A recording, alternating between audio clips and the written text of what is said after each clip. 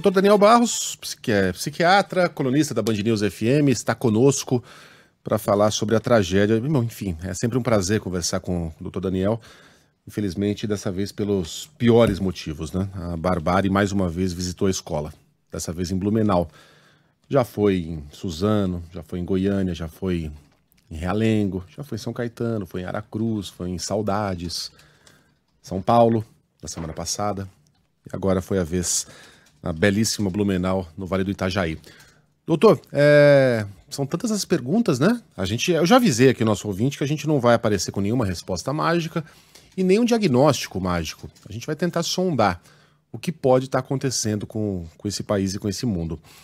Ontem, depois de tudo o que aconteceu de manhã, de noite eu olhava para os meus filhos, especialmente para o menino, porque geralmente são homens, né? Que não sempre, tá? Mas geralmente são homens.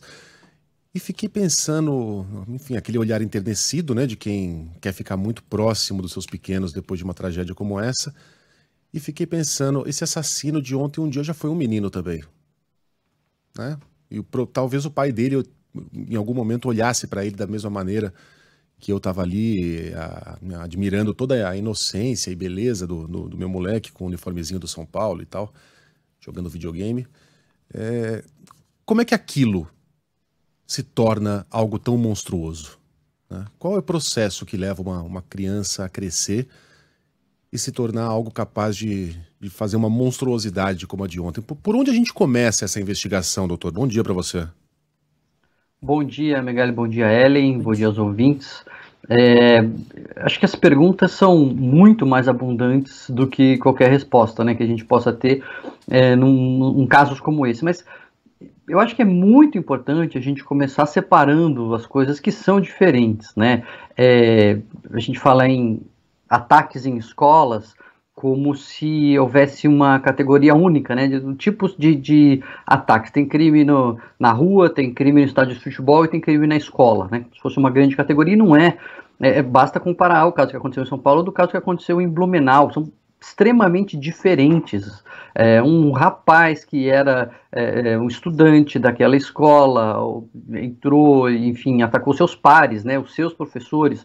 O outro, um adulto invadiu uma creche, pulando um muro e depois pulando de volta para se entregar para a polícia. É um crime que quase, entre aspas, quase por acaso aconteceu numa escola. Não acho que foi por acaso, tá? Assim, acho que talvez a própria repercussão insistente em looping e gráfica, detalhada e emocional do primeiro caso, eventualmente tenha sido um dos gatilhos para esse sujeito fazer esse outro ataque, motivos pelos quais a gente não sabe ainda, mas é importante a gente separar, né, e a gente saber que são fenômenos diferentes, embora todos tenham em comum essa grande questão que você abre, né, Megali, como que alguém se torna violento. Acho que essa é a questão. E aí as respostas são muitas, e muitas mesmo, porque existe a personalidade do sujeito, a predisposição inata dele, algumas predisposições com as quais ele nasce. Existe o meio em que ele cresce, existe a educação que ele recebe, existe a condição socioeconômica dele, existe a educação, existe enfim, a vizinhança. São tantos os fatores que contribuem no nosso desenvolvimento e nas nossas atitudes, que é muito difícil você colocar o alfinete e falar assim, ó, achei, foi isso aqui que fez este sujeito se tornar violento.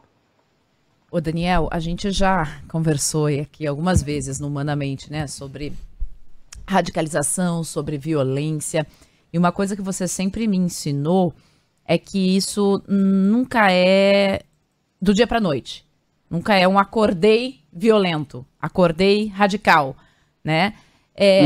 Existe, Daniel, alguma maneira de a gente perceber que aquele bebê que hoje é o filho amado e tal, em algum momento está começando a sair do controle? Eu acho que o grande desafio aqui, Ellen, é essa sua a última palavra aí da sua frase, né, da sua pergunta, sair do controle.